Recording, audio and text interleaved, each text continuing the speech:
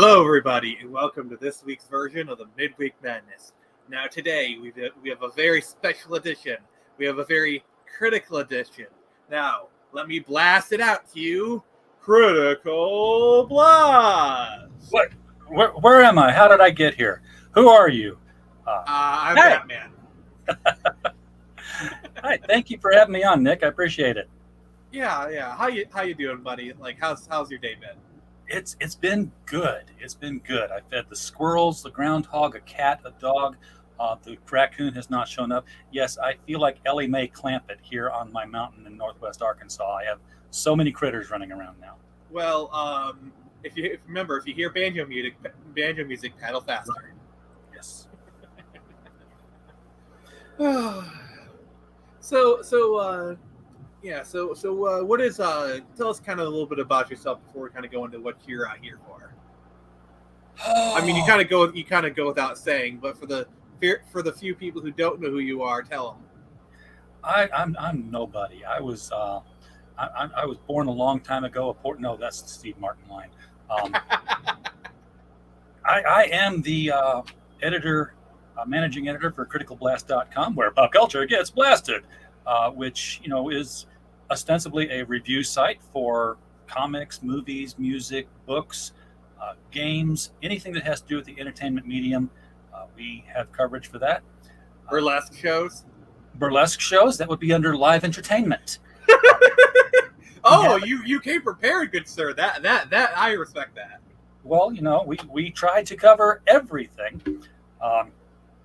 And in doing so, we started becoming a little bit of everything. So we have a branch of the business of the brand that is a book publishing branch. We have another branch that is a distribution branch for books and other entertainment products. We, of course, have the podcast branch going out. We do more podcasts than we do articles now. But this is something that, Critical Blast has been around for 7 years, but I've been doing this exact same thing for going on 25 now. So it's I'm not new to the business. I figure any day now I should break out. Something will hit pretty soon. Soon. So what brought you to this? Like, what drove you? Like, did you wake up one day and be like, I'm going to be a comic reviewer, or was it something you kind of fell into? Did you just fall on your butt and be like, oh, there's comics above me, I should review them? I was writing short stories and novellas, and I was in a writer's workshop. And one of them said, hey, you like comics, and this guy is paying for comics reviews. I'm like, say no more. And so I wrote a bunch of comics reviews and started doing some interviews, and then they stopped paying for all of that stuff. And then the site went away. I'm like, well, that was fun.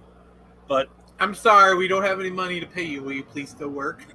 Yeah, that'd have been fine if they'd have told me that and not sent checks at the same time. But so I had to have bankers tell me that they didn't have money to pay me. So that was not a lot. Because turns out I can write a lot of reviews and they stack up fast. It's like, please, no more, please. We've already got too many reviews. We're paying you too much money as it is. They accepted them and published them. So I was like, y'all can just say we're full up. Don't take them anymore. It's like you met your quota 5 minutes ago. Please stop. So I started, said, well, that was fun. I left it alone. I didn't do anything online except play in other games. I was playing the Hollywood Stock Exchange, which is probably still around. But, it was predicting what movies were going to be hot and what stars were going to break out by treating them like stocks and bonds and playing with play money and buying shares and watching them go down. Interesting. Shorting films and stuff like that. And as with many games, there's a chat board and a forum where people talked. And people would say, hey, I like Neil Gaiman. I was like, yeah, Neil told me. And they're like, what do you mean Neil told you? I was like, well, I interviewed him for this website that I used to write for that disappeared. And I've still got the files here. If you want to, if you ever want to read the interview, I'll just give it to you. And they ran a website called thetrades.com.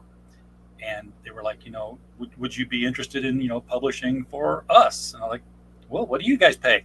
They're like, nothing. I was like, those checks won't bounce. I can take that.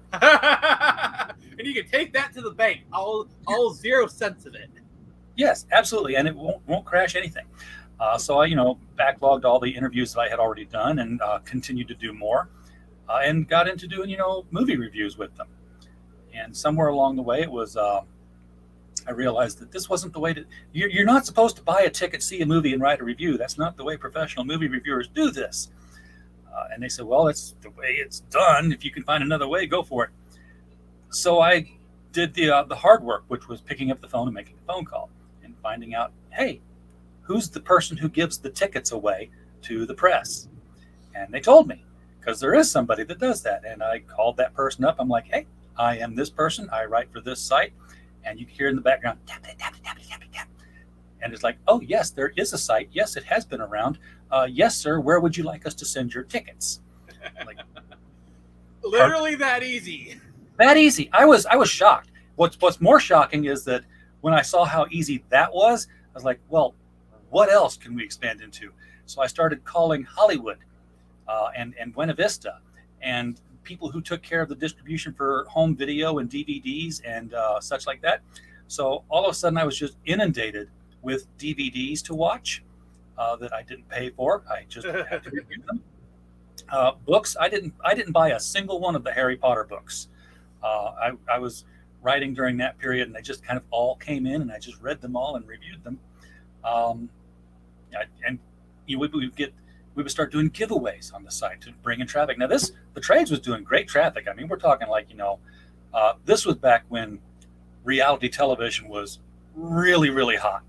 And I could write a recap, not even a review, a recap. This is what happened from beginning to the end with Paris and Nicole when they're touring Arkansas.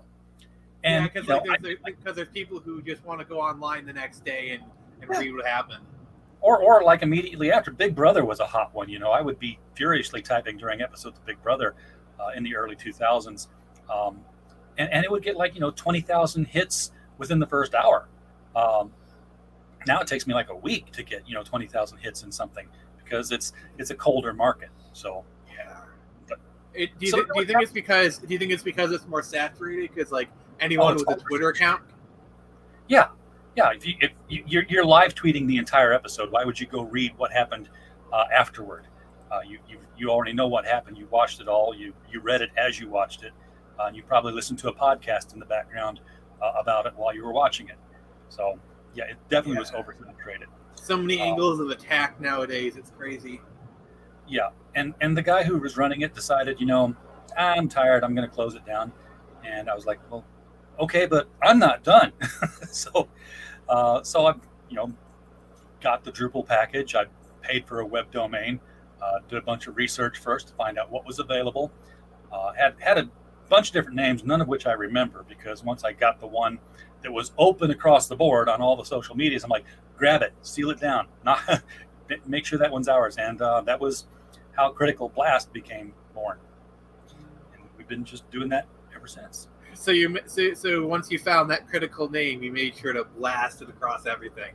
Absolutely. I'm sorry. I'm sorry, audience. That you're gonna get a lot of puns because this name is too easy to pun.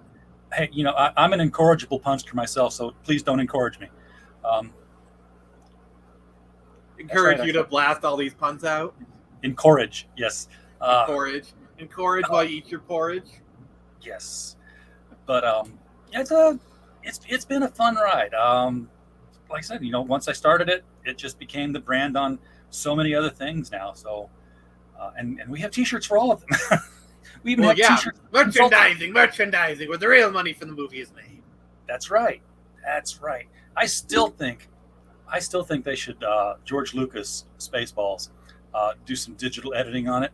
I think it would be hilarious if they would bring out that scene where the VHS tapes are on it and just have a bottom shelf full of Blu-rays and a sign that says "Do not release until 2020." I mean, with the way fan technology is, I'm sure someone could do like a deep fake or something. Oh yeah, absolutely. It'd be easy to do now. I love that movie so much. Like Mel Brooks is like, "Leave us alone, Mel Brooks!" Like Round Hood Men in Tights. It's like those movies where it's like you've seen him like a billion times, but every time you see him, you still laugh your ass off. Oh yeah, absolutely. Round Hood Men in Tights.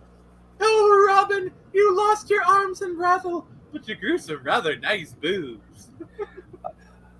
I'll cut out your heart with a spoon. Why a spoon? Because it's dull, it'll hurt more. It's So what's That your might be profession? called out. Oh, stand-up philosopher. Ah, a bullshitter, eh? Have you tried to? I love that scene so much. Like B. Arthur, she just says it with just like the stoniest of stone faces. Like a lesser actor would have just cracked up laughing. She just said it so straight. That makes the scene, in my opinion.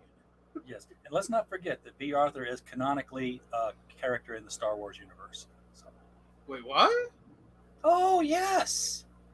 Yes. Okay, I got to hear the story. Well, she had a role in the Star Wars Holiday Special, which is canonically Star Wars. Oh, they didn't strike her from the canon.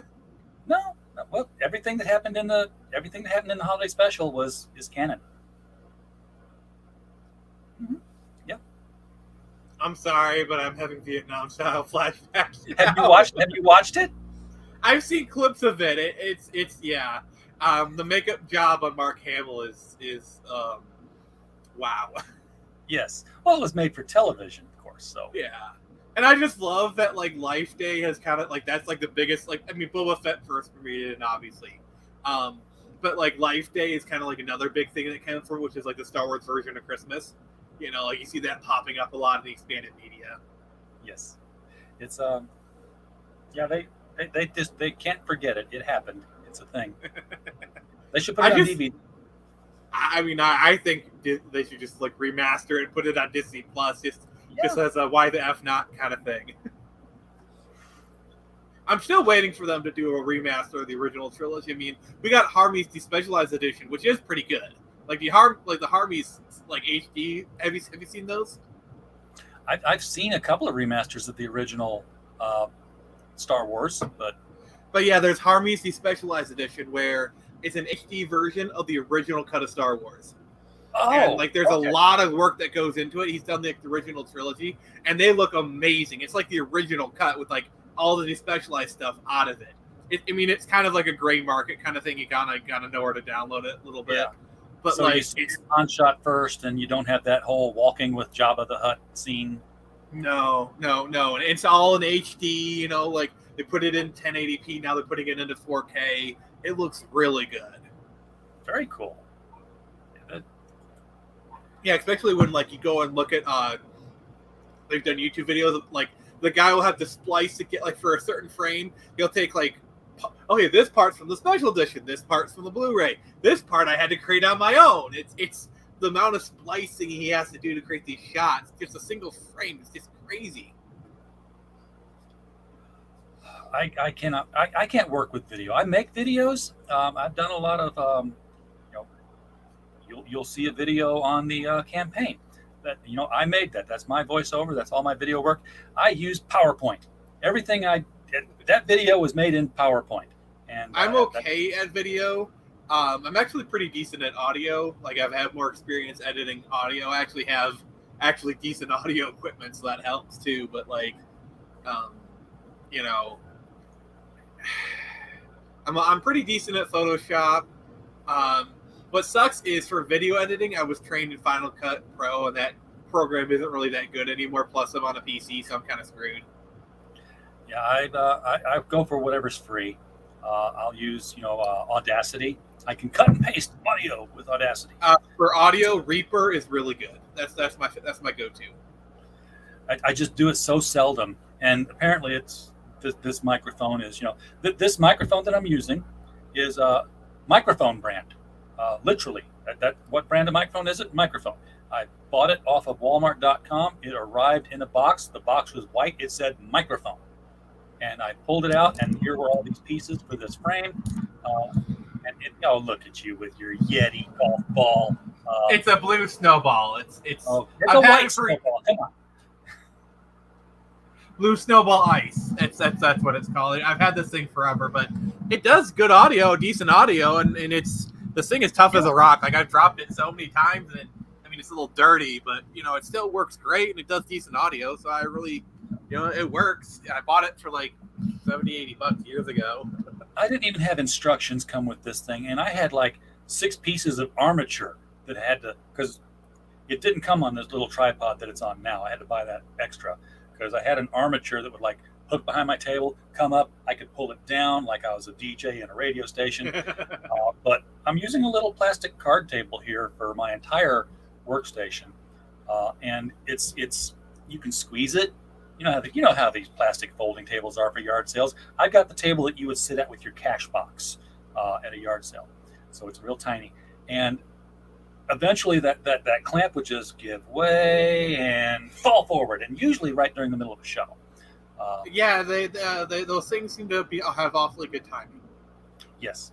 So until I get into a different place and have a wooden desk where I can drill holes in it, and it's like you're there permanently now, I'll deal with just this little tiny tripod.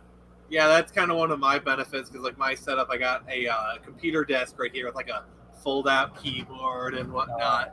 So it's like I got a little bit of space to do stuff, and I got my laptop here. There, I got a TV up here. It's I actually got to do a monitor setup. It's honestly not a half bad workstation. This works. This table is big enough for one laptop, and I have two on it. So they're kind of like sticking out the edges. Yeah, and the new work laptop, because I have a day job.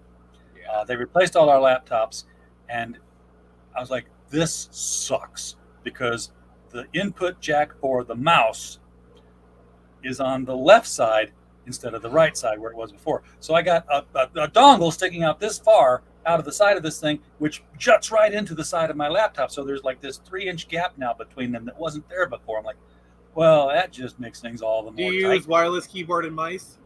No, I don't have space for a wireless keyboard. I'm kind of lucky because I got a Logitech keyboard and mouse set. It's like a $20 thing from Walmart. And the thing is, I don't care. I'll beat on this thing. If it breaks, it's just $20 to replace it. Yeah, my personal mouse is wireless. That's fine. But the one for work is wired in. They didn't give a wireless one, so I'll grab the wrong mouse all the time. They're both sitting here on my mouse pad, which I won't show because it's Kara Nicole. I got it from her 180. I forget what the name of her company is now. Something. It's really hot, something degrees, and it has shape, it has form, it has a wrist rest built into it. Is it a Power Girl style? I looked her up. I just googled her. It is the Power Girl wrist resting mouse pad. I've always I get a little perverted here for a moment. I've always wanted to get one of those mouse pads with the gorgeous thing on it. But I was thinking in my back of my head what are people gonna say when they come over and they see it? See,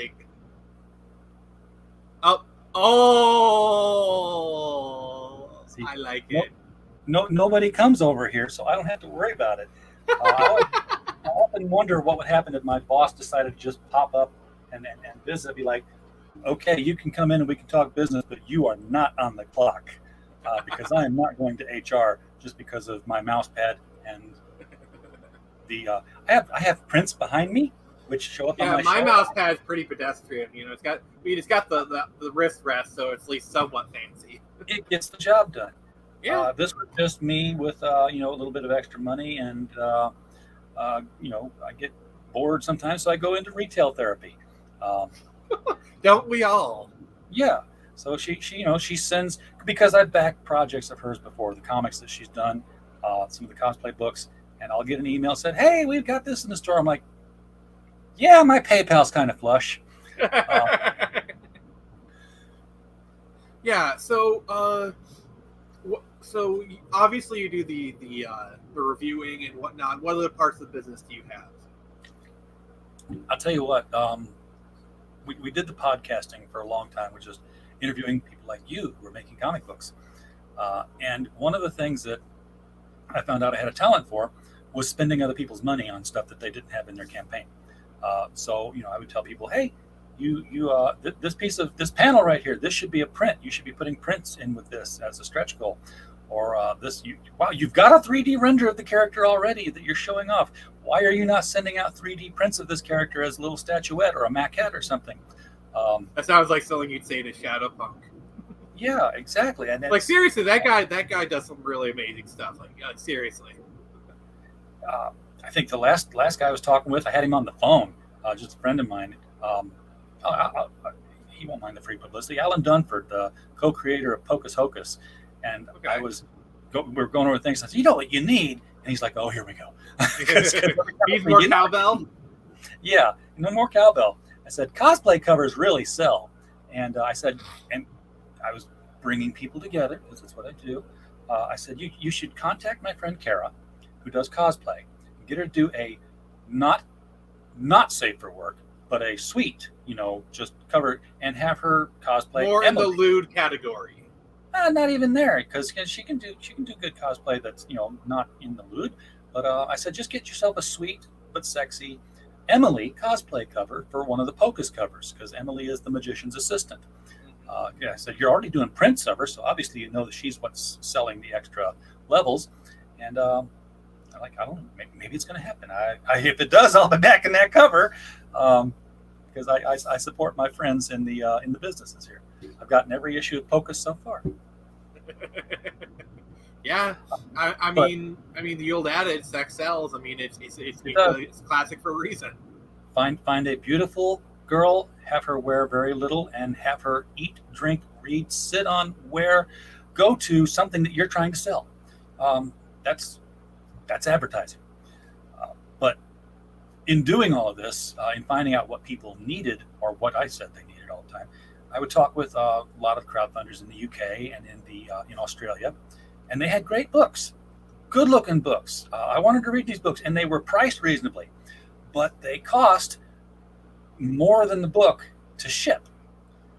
So, in true RJ fashion, I said, "You know what you need," and it was like I just stopped, and there was like this little me popped up my shoulder, said, "What you need to do is shut up, because this is something you know how to do. You can't draw a comic and you can't print 3D figures, but you do know IT and logistics for like 30 years." I gotta say this. You're the kind of guy where when there is a gold rush, you're not the one digging up the gold. You're the person selling everyone the shovels. Yes, absolutely. And that's not an insult. That's not a derogatory. No. And that's not even derogatory towards the people who are trying to dig for gold. I'm just saying what it is. Yeah, because the gold is the chancy thing, but everyone's taking a chance. The sure thing is the shovels. They're all going to need one. They're all going to want one. It's like, how do you make money in the lottery? Sell tickets. That's the way. It's like the only people who got rich were people who sold the pies or the shovels. Yeah. The towns would show up. They would, and then they would, boom towns. They went up, boom, and they took the people's money, and then the towns fell over, and they all went home. But I saw that, and I was like, I've got 35 years of experience in IT and for logistics companies as part of that. So what we set up was the logistics branch of Critical Blast, and we now take in bulk shipments from overseas, and we bust them down and we mail them domestically. So first guy we contracted with was Kimasabi, who did the company men, and because of what we were able to do, nobody saw that. Don't worry about it. Because of what we were able to do, he was able to ship those for $8 a unit instead of $30 a unit. Oh wow, that's a big deal. It was such a big deal that he was able to sell 250 copies as opposed to what other people were selling, because the shipping was no longer an impediment to the sales. So you're for international creators who want to break into the U.S. market, you're kind of like a middleman, because like I see this often with like for example, I buy Japanese toys sometimes, and sometimes you need to go through a middleman service to kind of get like a toy that's only released in Japan, kind of thing.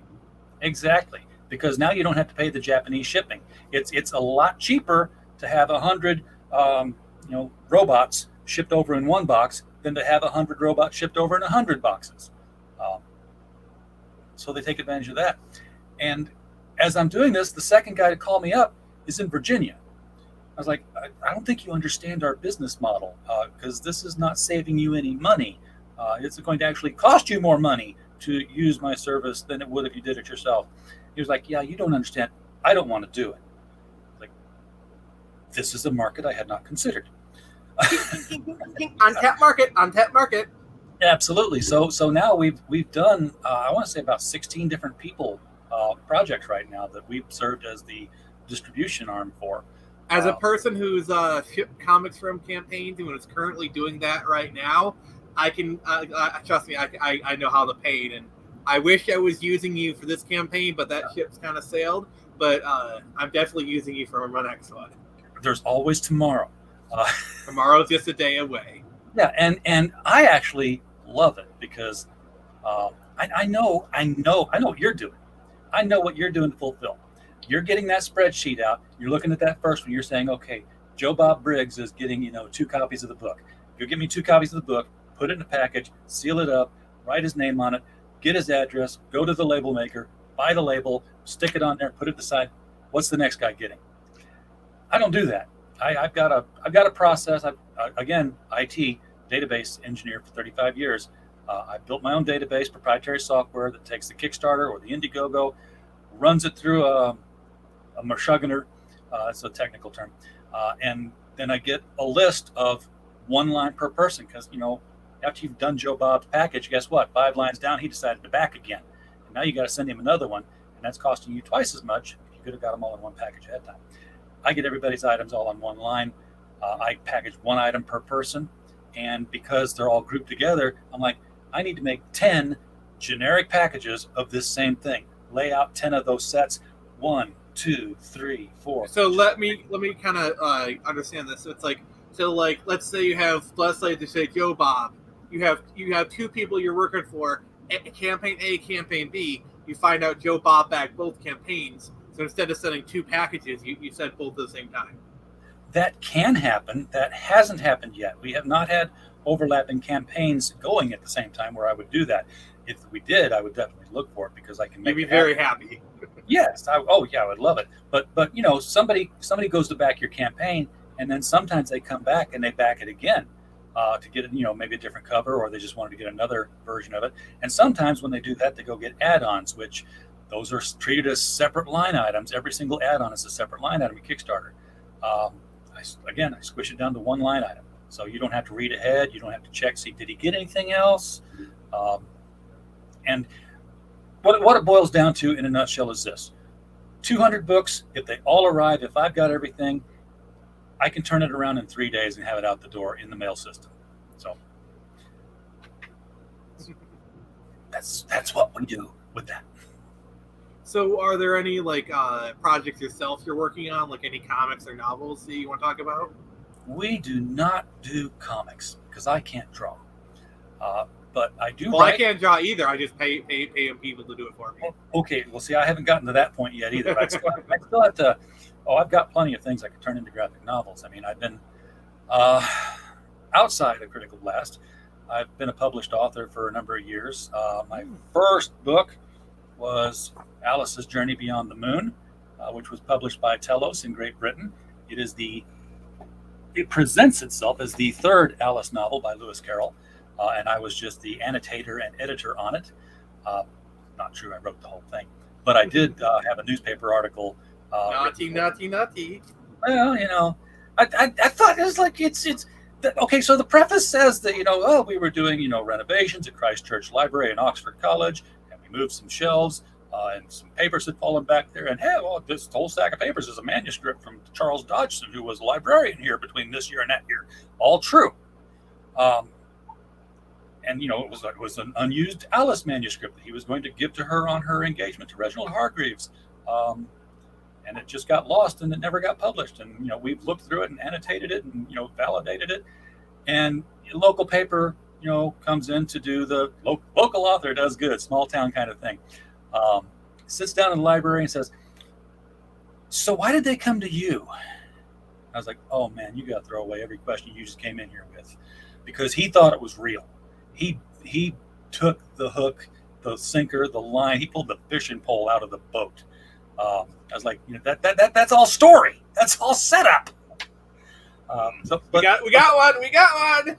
Yeah, but the fact that he thought it was all Lewis Carroll was a tribute to the work that I put into sounding authentic. Yeah, that's just a marker of how good of a job you did, honestly. I was reading collections of his letters. I was reading stuff that he never published. I was getting his voice, his syncopation down to where I could sit down and write like Lewis Carroll for a little while. Nowhere near as good, but it had the patterns and the rhythms of the characterization. And I've done Remo Williams, The Destroyer, done a couple novels in that universe.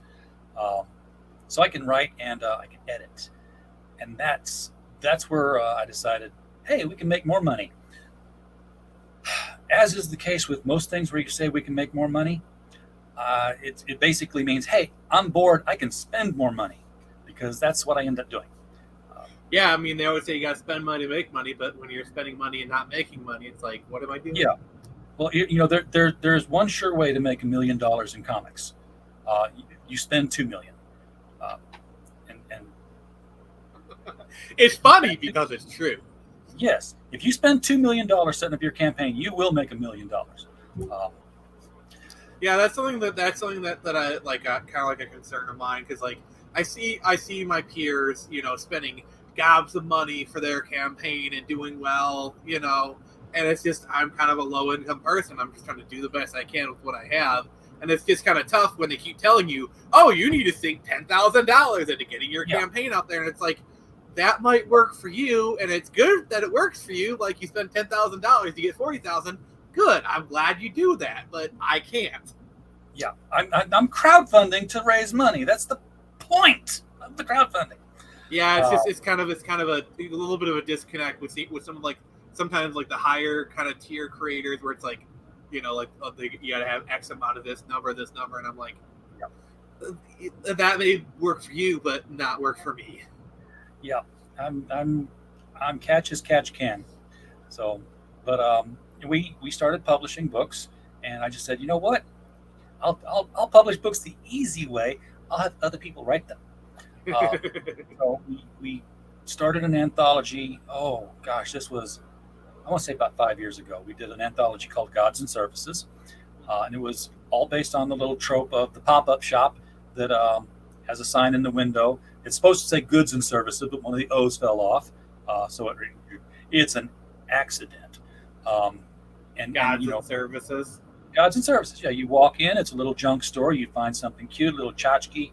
You take it home, you pay for it, and you find out, lo and behold, this item has a god attached to it who hasn't been doing anything for a few thousand years, one of the forgotten ones. And now that you've made monetary munificence to it, it is obligated to make your life better, whether you want it to or not, and better being, something that's subjective. This almost sounds like the plot to a Rick and Morty episode. Yes, very much. Could be. It's the one where Satan opens a junk store and all the items are cursed, and then Rick removes the curses. He's got the curse remover. It's all science.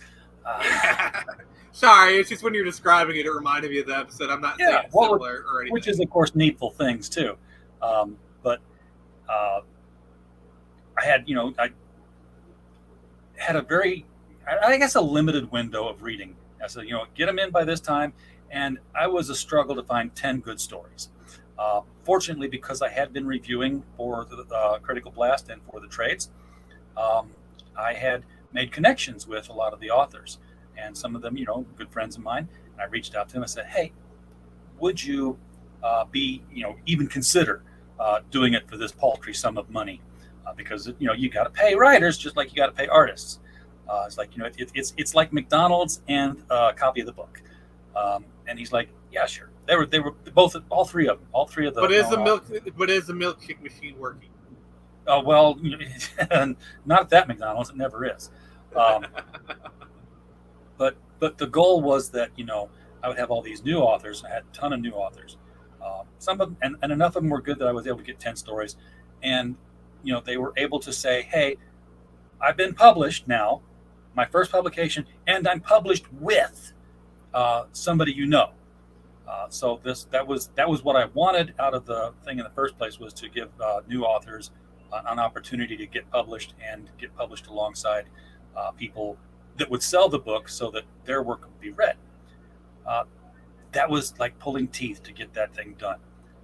So when I came around to doing The Devil You Know, first of all, I did it because I had a short story I was working on called The Devil You Know. I'm like, I shall publish my own short story, and I shall trick other people into filling out the book to get the story out there. And the first trick the devil did, convince you it doesn't exist. The second trick is to make them do stories for him. Exactly. Write those stories, folks. So I said, but I know how hard it was last time. So I'm going to give myself an extra 2 months on the reading period, and that should cover it. We'll get 10 good stories out of there. Nick, I had 175 submissions come in for that thing because apparently, not surprised, honestly. Well, they looked at the past notices and saw, oh, they've published one already, as opposed to, first time it was like, oh, you're legit. Oh, you're legit now. Which so you're not like some fly by night. Okay, I actually got to, I'll pay attention to you now. So not only did you publish, but no one that you published says that you didn't pay them, so you must have, which we did. Money, please. Yes. So I couldn't get 10 stories. I had to stop at 20. And it was. I was looking for 10 stories. I got 20. Yeah, exactly. So it was a big, thick book for the devil you know, and I didn't make. Don't get into publishing. We were both thinking of the joke. We were both thinking of the same joke.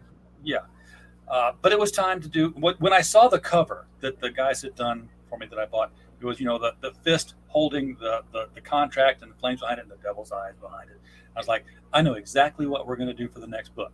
I said, hold on to that cover, boys, because we're going to have him holding up 2 fingers, and it'll be the devil you know better. It'll be the 2nd volume of the anthology, which is exactly hold on what to your covers. Yes. So I cast about again, and sure enough, similar response, another 20 stories. And just like with the first one, I said I want to be able to get new writers published alongside people who have done things already. So I had when you're going for the 3rd one, let me know. I might want to be a part of it. That'll be the devil you know best, and he'll be have 3 fingers up while he's holding that contract. So I did the same thing. I reached out to people that I knew in the writing community and said, would you participate? And I was happy that they all said, sure. So we had Mike Barron and we had Hart Fisher both contribute pieces to this piece. And, the rest was all history. I mean, and I ended up with people I didn't expect turning in things. I got Richard J. Brewer. I was like, did I go to school with a Richard Brewer or something like that?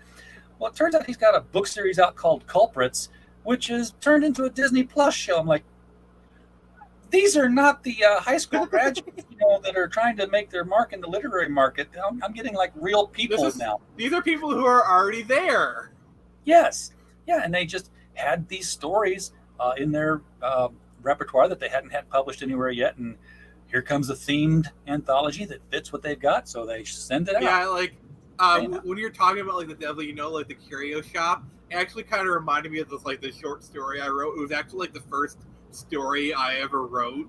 That was kind of like, okay, you want to do this writing thing? Here, try writing this story. As it works out, you'll kind of pursue it more, and it did.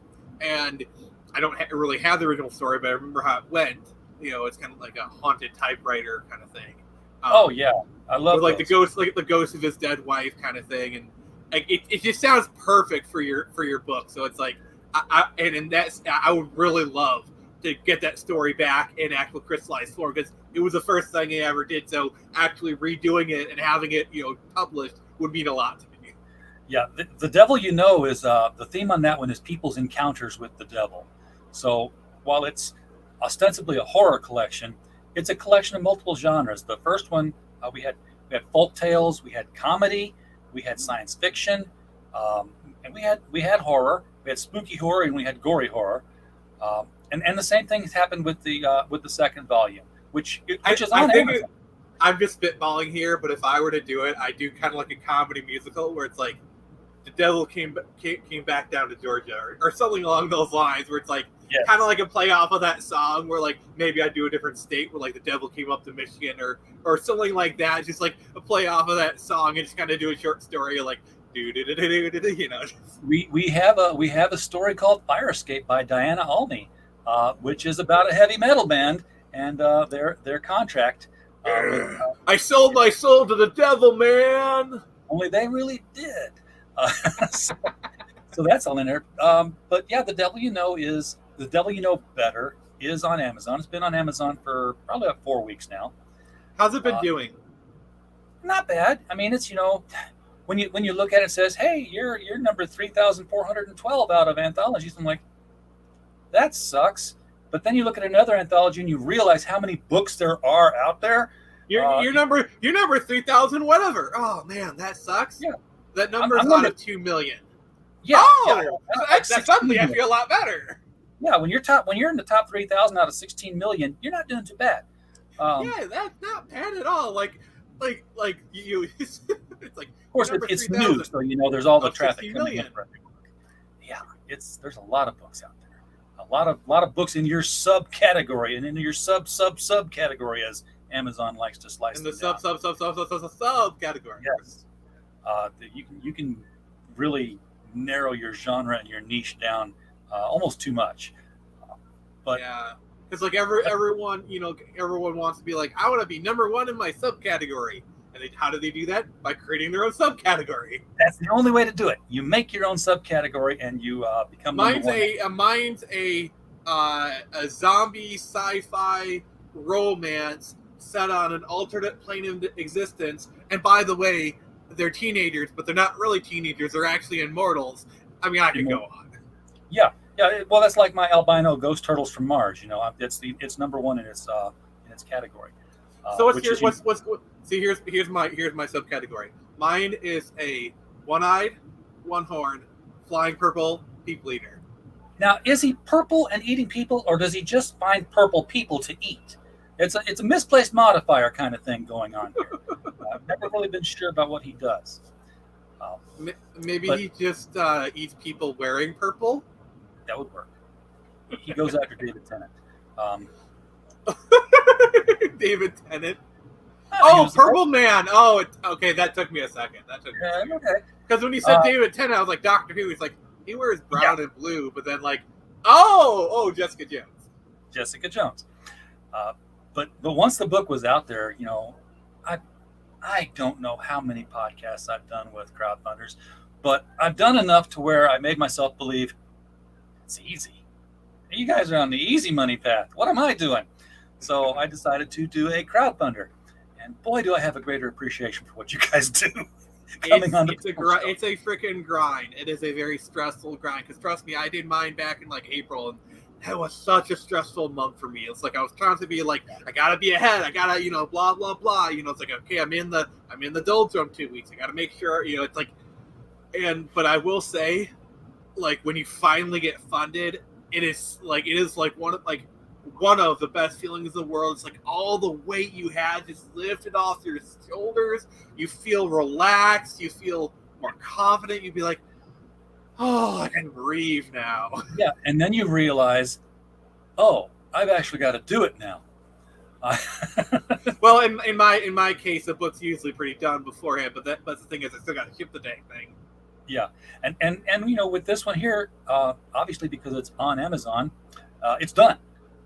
Now, it's not going to be published immediately because guess what? This is a bigger dimensional book. So, there's a new PDF layout, which is done.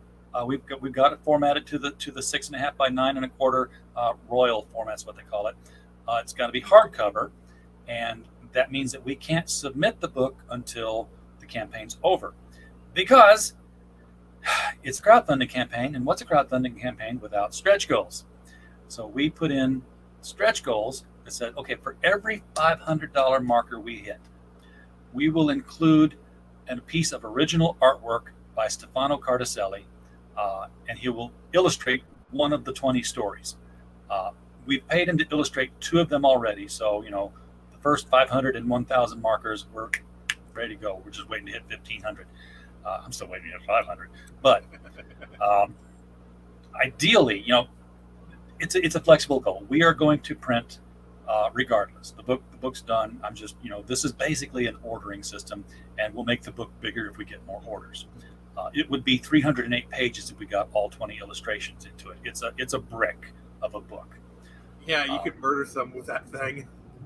Yeah, but you can't send it off until you get all the pages, because you don't know how thick the spine's going to be. So you've got to wait till all the pages are done.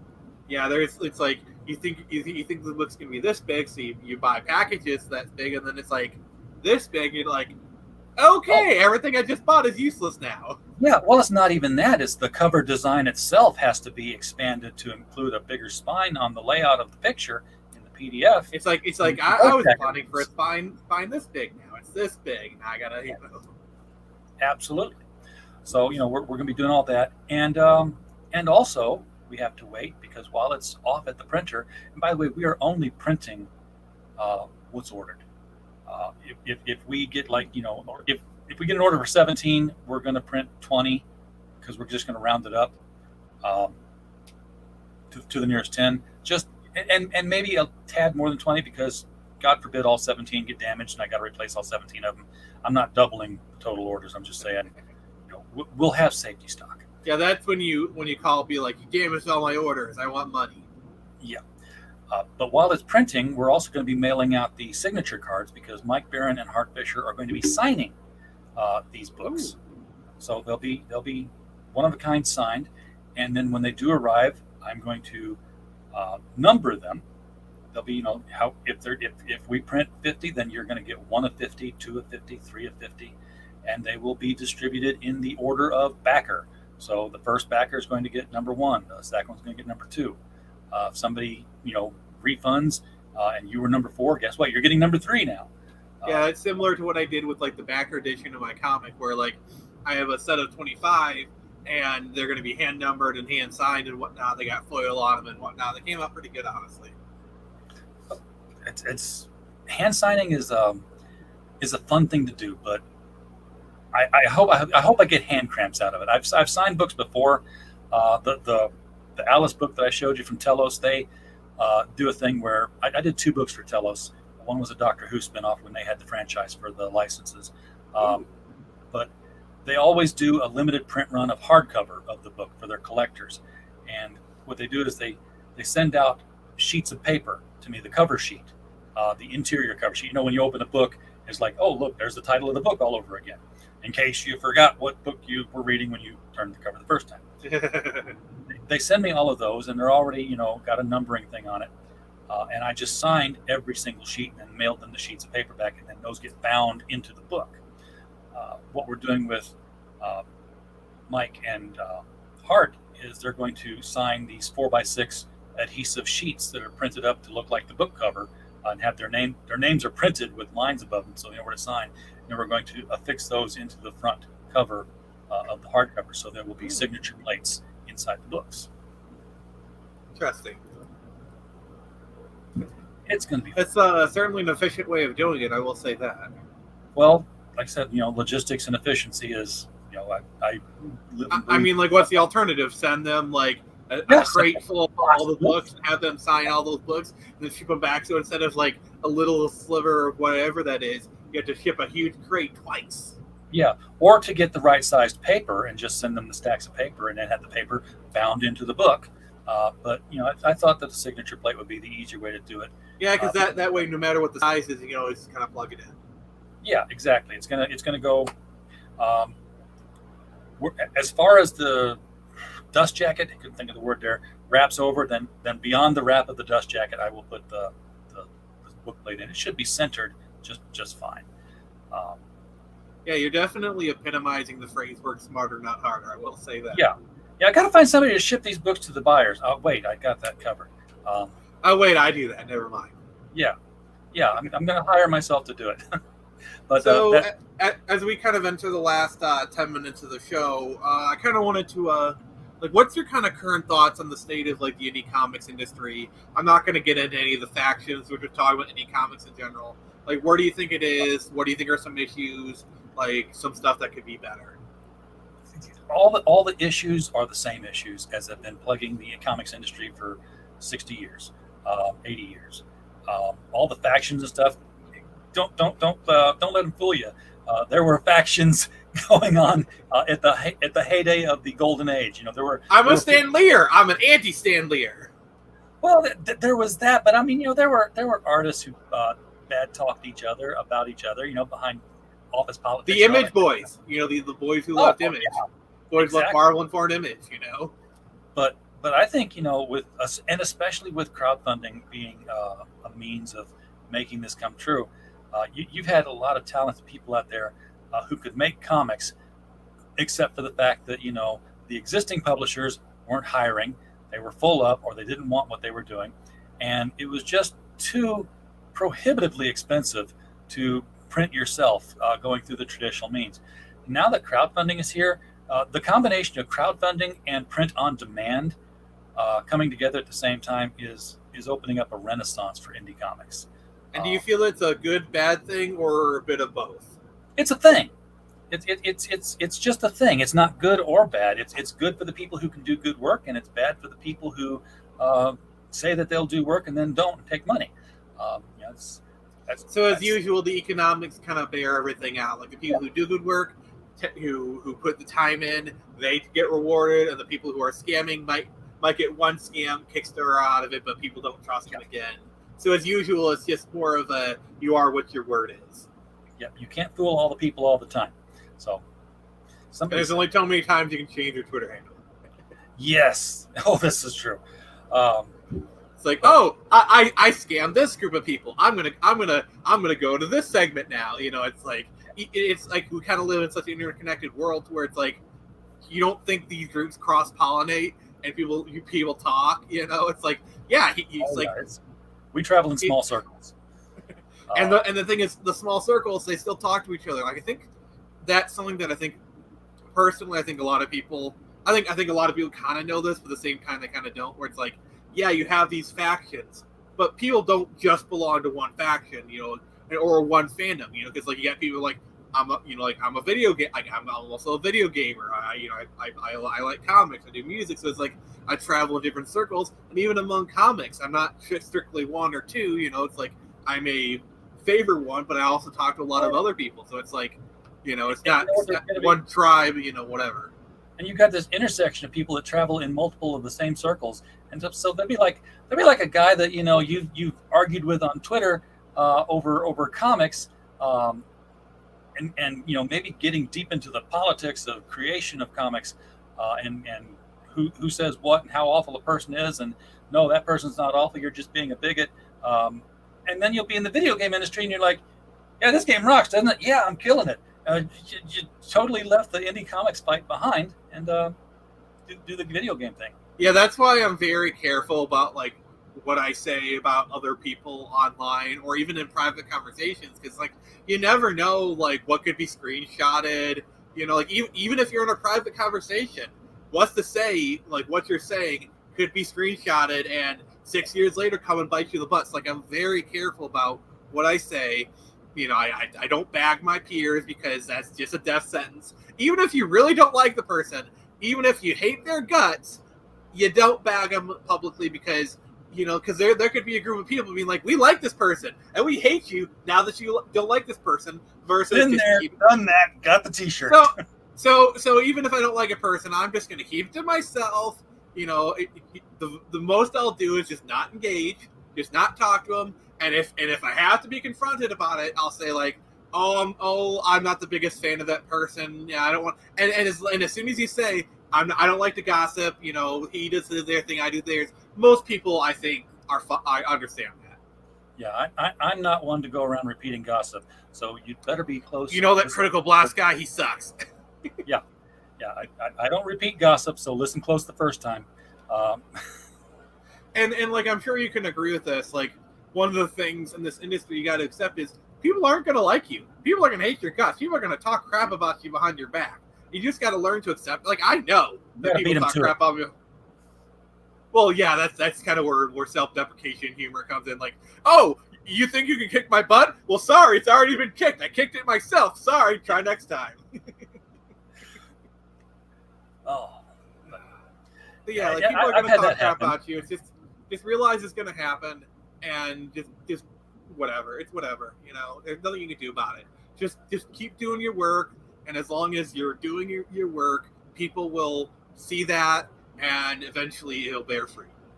Yeah, I have a tendency to pop off on social media, and it's come back to not necessarily haunt me. Haunt means regrets. But I've had like like, oh, this person said that they can't do business with you. Oh yeah, because of this thing you did. Like, oh yeah, he probably doesn't want to do business with me because of that. I don't care. Yeah, I mean, I'm not perfect myself either. Like I've like everything I've just said, I've tossed that out the window. Be like, you know what? I'm a stubborn bastard. This person is wrong. I'm going to tell them they're wrong, and I get into this whole argument, and I regret it later. You know, like I'd be like, it's like a drunken night, drunken night. It's like, why did I do that? You know, it's like you're full of regrets. Can't take it back. You know, it's like I'm not perfect. I've said some stuff I shouldn't have. You know, there's stuff that'll probably come back to bite me in the butt later, but it's just do your best. Yeah, you know, these people who go in and nuke their Twitter accounts for everything they've done over a year ago, they're pretty smart. Leave no trail. Yeah. For me, I try. For me, my thing is like, if someone, you know, it's like there's no sense in hiding the evidence because people are going to find it anyway. So my thing is just leave it out there and own up to it. You know, be like, hey, it's there. Yeah, I did it. You know, I'm trying to be better. If you don't like my reasoning, then I'm sorry. But you know, it's just owning up to it. That's my policy. Yeah, you know, just don't libel somebody, don't slander somebody, because that costs you money. Yeah. Sometimes it costs you $8 million. Yeah. Oh, yeah. Lots of money. And then now she's opening herself up for another lawsuit. So that should be fun. That should be interesting. So it's like $8 million for an article that's 4.5 column inches. How much for a whole book? I wouldn't be surprised the thought if it's crossed her mind to do a tell-all book or whatever. But I think that, you know, it's a done deal. It's a done deal. It's already a headline. Yeah, it's just I give it about a year of this before even she realizes no one's buying what she's selling. There'll be a couple of books come out of this. I guarantee you. They won't. Oh, she's gonna try. I mean, you're still seeing people from who you know. I don't know if you follow video game stuff, but like the Brianna Woos of the world, you know, they're still trying to make a name for themselves. You know. Yeah, absolutely. There'll be a book from her lawyer. There'll be a book from at least one juror. Oh yeah, I'm calling this right now, and I'm sure a lot of people made this comparison. The Johnny Depp trial is the OJ trial of our time. Yeah. Like the way people treated the OJ trial is the Johnny Depp trial on steroids. And I'm calling it now. If he's not found at room temperature, Law Tubes is going to be hot throughout 2024 with The People versus Ezra Miller. Oh dear God! Oh, like that's did you see like Ricada Law made over $100K or something? Well, and I'm not even mad. I'm proud of them. Like they earned that shit. Yeah. Well, Newsweek came right out and just said that umbrella guy made $1 million. Just threw the number out there, and then they're like, "We reached out to that umbrella guy and did not receive comment." It's funny. They all reach out to that umbrella guy and don't receive comment because they don't reach out until after they publish it. He calls. Yeah, and like actually, I saw this tweet earlier today where Tug was saying like, "Hey, you said there was comment. You got proof for that? Because like I don't, you know, like basically they send it to the wrong email and they say, oh, we reached out to him, but he never responded." Yeah, you know, it's like Tug, he's not calling back. So you know. Yeah. So any last words you want to say for the two people who have stuck throughout this interview? So if you're watching this, I really appreciate you guys sticking out. This was a really good interview. I had a really great time, critical blast. Anything you want to say before we go? I split my sheets. The sheets I split, and on the splitted sheets I sit. I've always wanted to say that. And now and now the thing that I'm going to say is, what would a woodchuck do if wood could chuck up wood? If woodchuck could chuck up wood, would he be a woodchuck? Oh, all right. It's been good. So thank you everyone for stopping by. And this is Nick Gibson and RJ, and this is the Phoenix Press. And remember, I can only show you the door. You're the one that should walk through it.